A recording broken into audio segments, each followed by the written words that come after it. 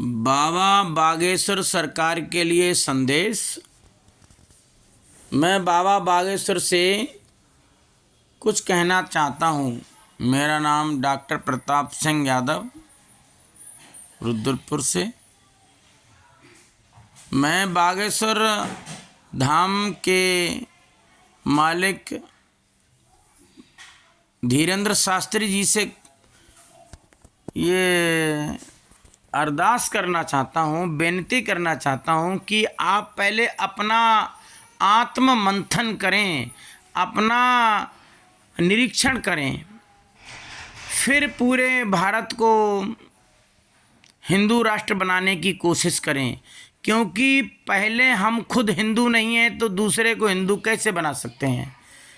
बाबा बागेश्वर धाम मालिक धीरेंद्र शास्त्री जी खुद हिंदू नहीं हैं। वेदों के अनुसार शास्त्री जी, आप वेद पढ़ो और आप बांगे तो लगाते हो, वेदों का अर्थ समझो। धर्म ग्रंथ क्या कहते हैं? गीता, रामायण, बाइबल, कुरान, अथर्ववेद, ऋग्वेद, सामवेद, यजुर्वेद, सभी धर्म ग्रंथ ये आवाज़ देते हैं कि हिंदू वह है जो हीन भावनाओं से दूर है। हीन भावनाएं क्या हैं? ये छोटा, ये बड़ा, ये ऊंचा, ये नीचा, ये हिंदू, ये मुसलमान, ये गरीब, ये अमीर। जिसके अंदर ये हीन भावनाएं हैं वो हिंदू नहीं है।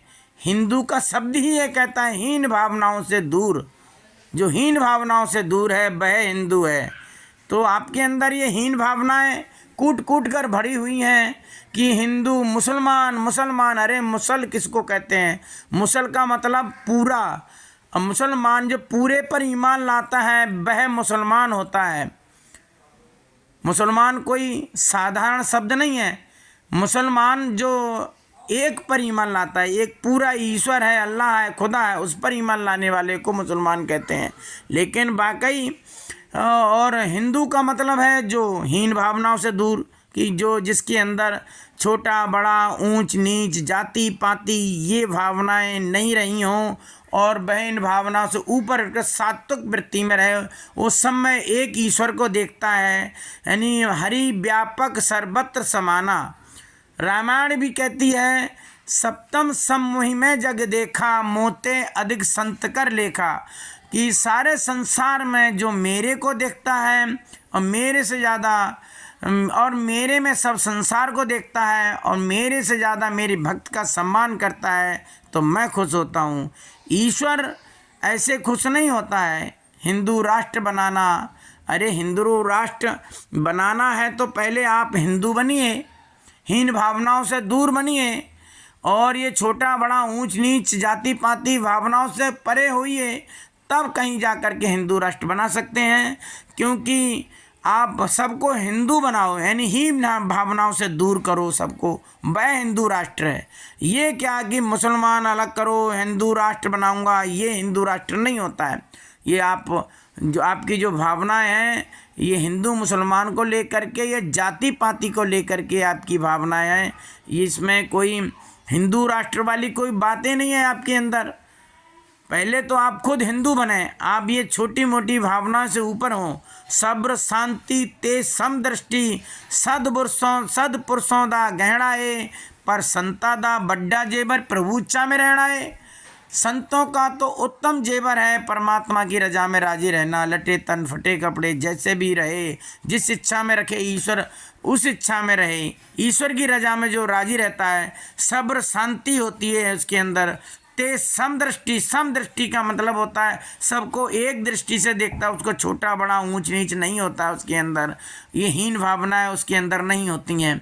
जो ब्रह्म ज्ञानी संत होते हैं वो सात्विक वृत्ति के होते हैं। उनके अंदर ये जाति पाति की और हीन भावनाएं कहाँ से आई? वो तो सबको एक निगाह से देखते हैं। सब्र शांति तेज समदृष्टि सदपुरुषों का गहना है, संत पुरुषों का गहना है। पर संतों का उत्तम जेवर प्रभु इच्छा में रहना है, परमात्मा की रजा में राजी रहते हैं। परमात्मा की रजा ये कब कहती है? परमात्मा के लिए तो हिंदू, मुस्लिम, सिख, ईसाई ये सब उनके बच्चे हैं। ईश्वर के तो सब बच्चे हैं। उसके लिए कौन बुरा कौन भला? वो तो एक हाथ की उंगलियां हैं। हमारी किसी एक उंगली में चोट लगती है तो पूरे शरीर को दर्द होता है। इसी प्रकार भगवान का बच्चा बच्चा ईश्वर का बच्चा है, संसार का जो भी बच्चा है। तो बताइए, आप एज हिंदू मुसलमान जाति भेद लगा रहे हो, भगवान खुश होगा क्या?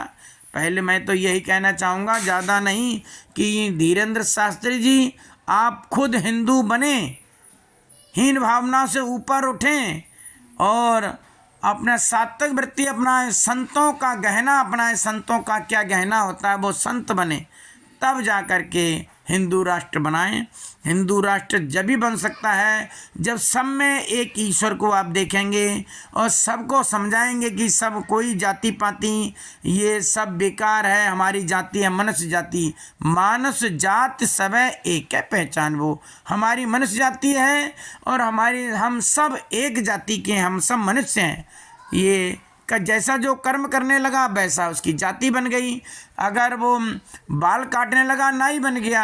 अरे जो पहले लैट्रिनें नहीं होती थी, जो बहनें जो भाई लोग गंदा काम यानी लैट्रिन उठाने लगे उनको लोग हरिजन कहने लगे, और जो जैसा जो जूता काटने का काम करता उसको लोग चमार की भाषा में बोलने लगे। जैसे भी है ये कर्म की मान रूप है, ये कर्म की जाति, कर्म से जाति बनी है, कोई भगवान की तरफ से कोई जाति नहीं है। आज बच्चा पैदा हो मुसलमान के घर में रख दीजिए तो मुसलमान बन गया, हिंदू के घर में रख दो हिंदू बन गया, सिख के घर में रख दो सिख बन गया। भगवान की तरफ से कोई हिंदू मुस्लिम सिख ईसाई नहीं है, ये हमने सबने बनाई है, ये बांट रखा है देश को। और आप जैसे संतों ने देश को बांटा है, आप देश को मत बांटिए। ये देश संतों का देश है, संत वृत्ति का देश है, इसमें सब अपने हैं, कोई बुरा नहीं है, सब अच्छे हैं, सब भगवान के प्यारे बच्चे हैं, सबको जीने का हक है। सब जियो और जीने दो, प्यार सिखाओ, सबको मिलवर्तन बताओ, ये हिंदू की परिभाषा है। सबको अपना समझो, सबके लिए ये समझाओ कि आप सब में कण कण में ईश्वर है, सब में एक ही ईश्वर है, एक प्रभु है, सबके अंदर नर है चाहे नारी है, ब्राह्मण क्षत्रिय वैश्य हरिजन प्रभु की रचना सारी है। एक ही ईश्वर सबके अंदर है, नर हो चाहे नारी चाहे वैश्य हरिजन, सबके अंदर एक ही ईश्वर तो है।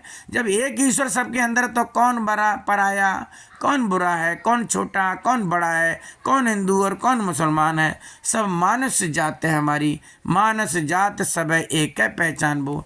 साथ संगत जी प्यार से कहना, धन निरंकार जी।